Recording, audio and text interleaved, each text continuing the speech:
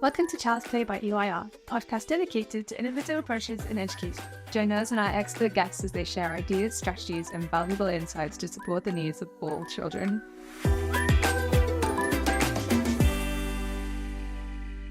Today we're talking to Loll Kirby, a children's writer and primary school teacher. She's also a forest school leader and is passionate about the difference that reading can make. Let's dive in. Hi Loll, welcome to the podcast. Could you tell us a little bit about yourself? So I am Loll Kirby and I am the author of a couple of books and also a primary school teacher. I've always loved books and reading and just the magic of it all. It's been amazing to be part of that from the kind of writing point of view as well as the reading point of view. Definitely eye-opening. I think there's lots of things about creating a book that were very different in my mind before I was part of that process than they are now. I feel really lucky to work with children as well. I think that balance helps, and it's really nice to kind of see what they're enjoying reading and see what's important to them, and that can in turn inspire what I write. Beyond that, I have 3 children of my own, so that keeps me super busy. That's all I'll say for now. So your first book, Old Enough to Save the Planet, so it talks about the real children who make an impact by spreading awareness about the planet. How did that book actually come to be? So that was kind of in collaboration with the publisher, Magic Cat, talking about, issues that we felt were important in general for young children, how you could tackle those in an approachable way. And one of the publishers there had been particularly inspired at that point by Greta Thunberg. So this was a few years ago now, when she was just sort of coming onto the scene, because as I'm sure you know with books, that one's been out for a couple of years and there's a huge lead time in terms of making a book. So this was back when she was kind of newer on the scene. And so it was a discussion about kind of how can we sort of, as we've said, present this in a way that feels like it's something young children would be inspired by and want to take action as a result of, but not in a kind of hero worshipy up on a pedestal type way that's like, this person's amazing but it's nothing to do with your real life. So we talked about we talked about different ways that could happen, different ways that the book could go. And I think there were already, even then, again, they were in the publishing world, aware that perhaps a couple of books about Greta Thunberg might come out. So then it was like, what different approach can we take? And it's kind of this, let's look for kind of real, and obviously Greta Thunberg is just as real as anyone else, but more everyday people, I suppose. And then doing some research into that. There are various awards and things that are sort of in place and schemes to encourage children to do that. And that was my main starting point when I was researching. And again, one of the questions that I often get asked by children is, do you know the children from your books? Have you met them all and things like that? Which, sadly, because they're all around the world, no, I haven't. But the great thing about researching the book was that it could have been 10 times as long as it is, because there were just so many children doing really great things, and kind of, a little boy who'd set up a sort of neighborhood recycling scheme, and then, someone else who did something quite similar to kind of composting, food waste and things like that. So the starting point was kind of that discussion, and then doing the research kind of expanded it out from there. I think we're both quite big on climate in different ways. Like I'm very into sustainability. Tahira's got experience with forest school. My sister is like a real climate activist as well, and is sort of inspiring from that point of view. So I sometimes feel like, oh gosh, whatever I'm doing isn't enough, because she's out, doing kind of much more, making much bigger statements, I guess. But that point in particular is one of the main things that, in terms of writing the book and in terms of just talking to children about climate change anyway, is what I want to get across to them is you don't have to be, a huge kind of activist. It's every tiny little step is important. And I know that sounds cliched and, stereotypical, but actually for children, that can be a nice way in. They can be inspired by someone like Greta Thunberg or whatever, who is incredible, but kind of feels very distant from anything that they would ever be doing. I think that's one of the things that I really like about the book, is that it feels like you have all those positive affirmations, like I'm clever enough, I'm strong enough, And it feels, because often these climate things it can feel very overwhelming. Yeah, It's exactly. a topic and you don't know how you can help. Whereas like having those positive affirmations followed by all the actionable items at the end that you can actually go do yourself, it's really helpful. How do you start talking about climate with children? I guess I would, from a kind of, my approach, certainly as a parent and as a teacher, is to find out where they're at now. So kind of ask them a couple of general questions. Have they heard the words climate change before? Do they know what that means? Particularly with the youngest ones, because some of them, I quite often do that in class and kind of say, has anyone heard the word such and such, tutors, if we're doing that topic. And quite a few of them might put their hands up and say, does anyone feel like they might want to share what that means? And then some of the hands go down and stuff. But with early years, sometimes, you might see hands still, yeah, I definitely want to say what it means. And then their idea is something quite different, perhaps, from what it actually is, or how you thought the conversation was going to go. So yeah, find that starting point, find what they know already, and ask them if they've got any questions, if there's anything that, would they like to know more about it?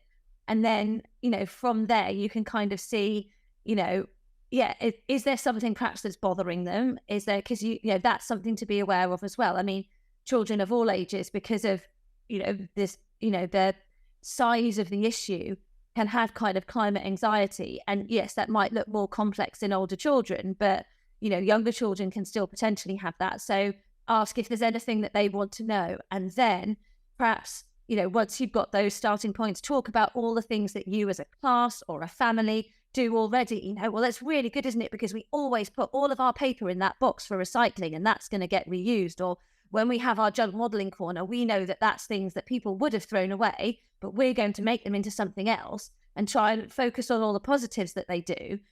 And then perhaps lead into the, so, but wouldn't it be great if we could do this? And if perhaps in our lunch boxes, we tried to bring in, a biscuit that was, wrapped up in some wax wrap or something, and we didn't have a plastic wrapper every time. But even with that, I guess being careful, because they're young children, they're not in charge of what goes in their lunch boxes. You could collaborate with parents about it. So we've been doing this in school today. Here's a newsletter. Here are some things you might like to try with your child at home. These are the things we've discussed. And kind of, having that all-round approach, I think, can really help, and helps the children to realise that it's something that everybody is kind of needs to take part in. Because I think, sometimes when we say, oh, the next generation will do this, the next generation will do that, it can feel like a lot of pressure on the next generation. Like, you're the grown-ups, you've messed all this stuff up, and now it's up to us to come charging in and save it. But show them that you're all trying to work on it. So we'll do this at home, we'll do this in class, and you could do that kind of thing. It's amazing how much children actually already know about sustainability, and maybe not in such like a long word, but things like recycling. I was thinking about my little sister. I mean, she's 23 now, but I remember when she was maybe 5 or 6, and she'd always, like, if someone had left the light on in the room, she'd go around switching them off. And she's so passionate about recycling and saving the bees. I think I remember having a Greenpeace book when it was kind of like a 50 things you can do to help the environment sort of thing when I was younger. And at that point, it being quite a new thing to suggest, for example, turn the water off, when you're brushing your teeth, and switch the lights off when you go out of the room. And it's that those kinds of things are nice, because we can see the progress that we've made. Those things are much more second nature to everyone now, to do that stuff. And so, right, what's the next step? What would they do? And like you say, I think children will always have great ideas and be doing things anyway. Even like you say, they might not use the language in the same way. They might not think of it as a kind of, wow, I'm saving the planet. But it's just, I want to do this. And, I want to make a little hedgehog trail in the garden, or, a home or whatever. We were talking about our favourite pages from your book and all the different type of kind of impacts that children were making. So there's reforestation, there's pollinators. I think my favourite was Hunter. I think he was 7 years old and he saved his pocket money just so he could help save the rhinos. He still does that now. So he's some of them that I still am in touch with, or, we sort of follow each other on social media, because obviously they're quite a bit older now. And he's still doing that and campaigning for the rhinos and looking after them and stuff. And that's lovely as well, because I think sometimes we can think children will have these sort of childhood fads, or they'll have like a passion that, oh, that's lovely, he did that once, but he's actually continued and he's still working really hard in that. And yeah, that was, but like you say, it's really sweet to think at the time. I remember my cousin did as well. One Christmas, he saved whatever money he'd got from Christmas, and his birthday is January, so he kind of added in his birthday money and sent it all to a donkey sanctuary, because that was what he was passionate about at the time, and what he felt was important. Like you mentioned that you're still in contact with Hunter, but for those children who you've actually written about, it must be amazing that someone is like told their story, and their stories are now inspiring so many other children. When he's older, you could just say, Granddad was in that book one day. Now it's my mission. Exactly. That's what I think for them as well. So I mean, they get copies of the book once it's published and stuff, and I'm like, that's just, it's amazing to think whatever else happens in their lives, whichever path they want to take, it might be something very different from what they were doing, when we wrote about them in the book. But just to be able to say, look, this was me. I read a book, I made an illustration of me in these words and stuff. And it's brilliant. And I have had the chance actually with a couple of the children from this book, and with Do Something for Someone Else, where we've been looking at the book in school. In the second book, there's a little girl who, well, she's not a little anymore, but who decided that she wanted to make robot dogs, basically, that could help blind people. And so she started working on that, and she's still doing it now, years later, and she enters competitions, and she's actually at the point of applying to university now and doing that. And she's come back and done a couple of like Zoom calls with my classes and made videos for them to show them what she's working on now, to see that double clicking moment as well for the children that I'm with. Like, wow, it really is real. Like they know they are real children because they've been told they are real. If you look them up, you can see that they are. But to actually then like, wow, that person from a book like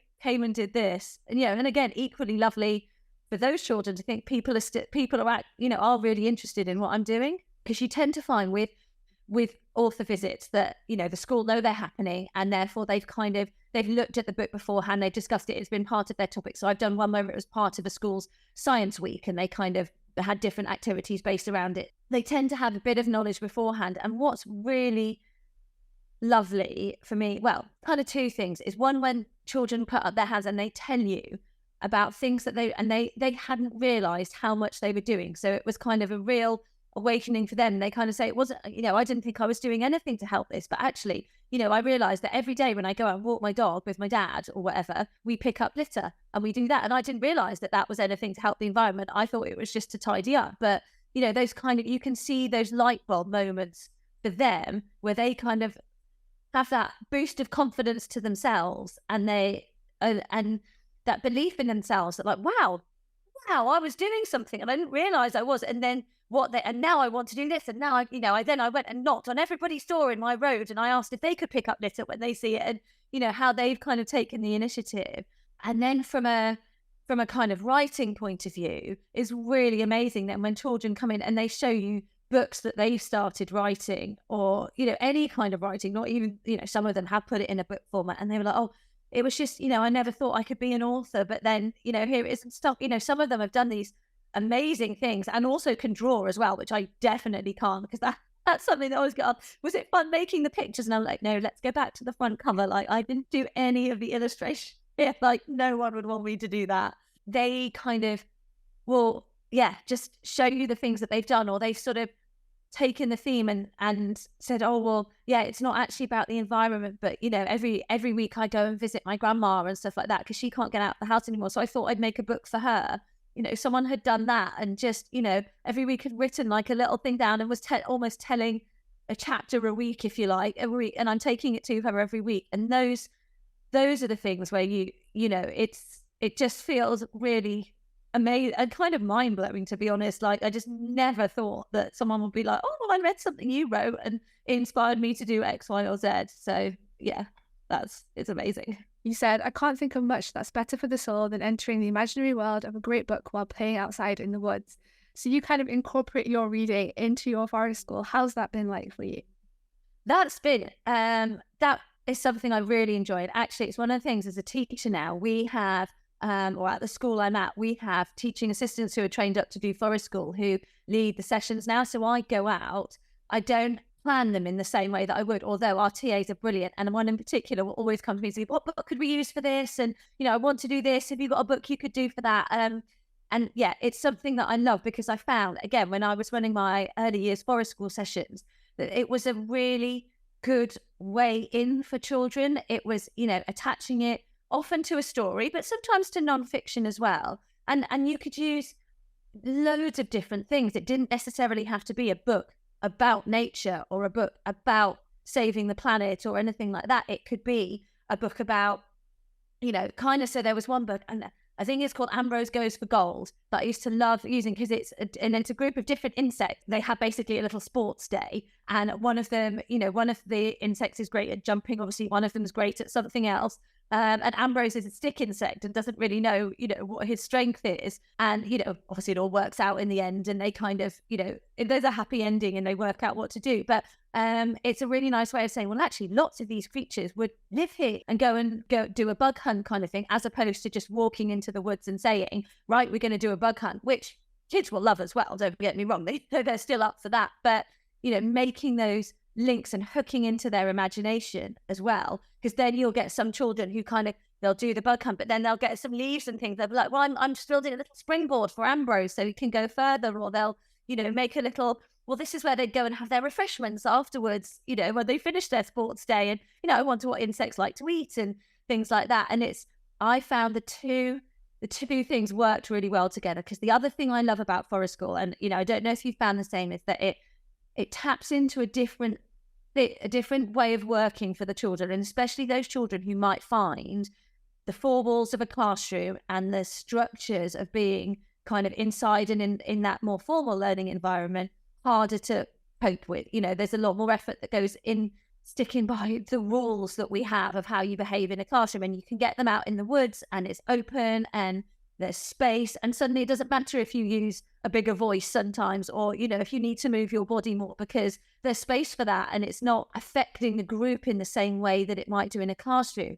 And because everybody therefore feels freer, that kind of creativity and imagination somehow comes to the surface more, and you find that actually you don't really need a huge stimulus necessarily. You can have a little bit of a story, you could do an activity, and then watching the way that they build on that is just amazing. And, what they take from that, but what more importantly, I guess, what they bring to it themselves was just, brilliant. We were chatting to Sarah from the Muddy Puddle teacher, and yes, she was saying pretty much the same thing. Like, it's amazing, like a child could be so quiet and reserved inside, and then as soon as you get them outside, they're like a completely different person. And it's probably because we're breaking down those barriers and allowing them to have that imagination and creativity while they're still learning. So really. And I think we forget as well, actually, how being in nature is calming and soothing for a lot of people. I never want to make generalizations. It isn't going to be the case for everyone, but a friend of mine, for example, does forest bathing sessions and things for adults, and she says even as adults you kind of forget that, but certainly for children, that actually just the act of being outside, being in fresh air, that hopefully not always, but that having some sunshine, but that greenery and being in that area, it does exactly as you say. It just taps into something different, and it soothes us in a way that I think we often forget. I love all kinds of stories that have happened at forest school, because you get the campfire kind of stories at the end of the session to kind of wind down. We can get the start to kind of inspire children to play with like clay or something, and then they go off and make their own things with clay. I think that's it's really fun. It's a really nice way to kind of integrate kind of materials as well that you'll find. It's like a bug hotel, and then make a story to go with that. I think at one session we had a really nice kind of like ruins, and the children were like kind of split on if it's a castle or is it a pirate ship, and then just kind of making it a castle pirate ship, I guess, at the end. It's really fun. It's really amazing. I think as well, like what I like about forest school is just the different, and certainly this was a strong point that came across when I was doing my forest school leader training, is the different kind of pace of it. It's not a curriculum lesson with kind of a learning objective at the start and things that you have to get through. And that's, I'm absolutely not criticizing any teachers. The pressures are intense, and there's a lot we have to get through. But that slower pace of being out in the forest. And I think that does lend itself to stories as well, because there's probably lots of times in the classroom when I think, oh, it'd be great if I could tell them this story, whether that's just a kind of oral retelling of something or reading a book or whatever, but you can't, because you have to move on. You have to do the next thing. I think just out in forest school, you have those storytelling moments that arise and you actually can capitalize on that, which is brilliant. How do your children feel about having a mum who's there? It's a big deal. It's a big deal. The older two are probably more blasé about it than the other ones. So they're kind of, my boys are 14, 12 and 9 now, but, they were obviously a bit younger when I started. And yeah, in COVID, I did a kind of an author visit thing as well. Book day fell in the first lockdown we had, I think. Around, or maybe it was the second one, I can't remember. I did a thing like that, and they were all, because the school I teach at is the school that they go or went to, so they were a bit like, oh, there's mum, like on the screen. It's kind of, I suppose weird for them seeing me do a different part of me when they're so used to seeing me as mum. But occasionally they will, because we've been places. I mean, we went to the Natural History Museum at one point, and my book was in the shop there, and a couple of times when they've seen it and they're like, you could just see that kind of, huh? What? Like, because they've also seen the other side of me, like working and trying to write, and again, particularly in lockdown, when the second one, when I was having to very much be there for the homeschool, and like everybody with kids was, trying to work and do things at the same time. But yeah, to be able to say, well, that's the book I was writing when you were refusing to do that piece of writing and bouncing around the bedroom. That's what I was trying to write on my laptop. Like, and now it's an actual book. Like, I wasn't just pretending that I had stuff to do. But yeah, they do like it. And I think, particularly the younger one, because I teach still at the school where he is, and because I love books and things, so I do a book club there, and the kids there know that I'm into books, and they come and ask for recommendations and stuff. And sometimes they say, are you actually famous? Like, well, no, not really. It feels like that in school, but no, not really. But yeah, they kind of, it ebbs and flows in terms of their interest with it. But I guess underneath, they think it's cool. Do you have any tips for parents who would want to get their children reading a bit more and maybe have hesitant readers? I would say, and I talk about this at parents' evenings and stuff as well, because it's often something that you get asked, is really don't worry too much about what they're reading. I think, we all know there are some books that are, technically, or however we want to say it, better written than others. And we know there are some that, in terms of their content might, not that it's inappropriate necessarily, but, you kind of think, yeah, it's not the best. But, those big series of books that you can get where there's like 180 in the series and things like that.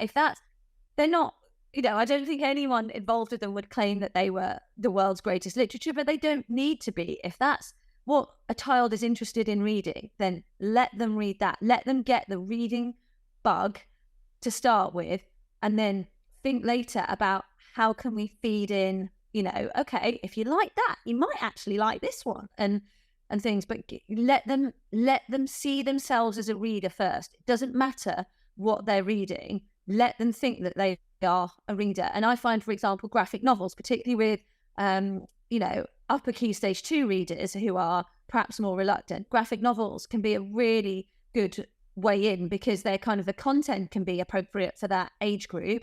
You can often actually find retellings of traditional books. I mean, I've got kind of an Anne Frank's Diary graphic novel, Tom's Midnight Garden graphic novel, that kind of thing. And so then you can start, you can give them those and think, well, actually, if you really enjoyed that, here's the book it was based on. And now they know the story. They'll feel more confident to tackle, the chapter book. I think, and I know I have definitely have felt this as well. I think we can get hung up on what they're reading. And it to me, it doesn't matter to start with if they're reading. And that can also be nonfiction as well. And I know, people make this the kind of generalization that, well, boys might like nonfiction, girls, will be more into fiction. But I think I've certainly seen that not to be the case. There's a lot of girls who actually, feel they should be reading certain things, but then you give them some nonfiction and they really, really get into it. And again, whatever they want to read, let them go for it, and use libraries if you can. If that's, if giving them loads of stuff to choose from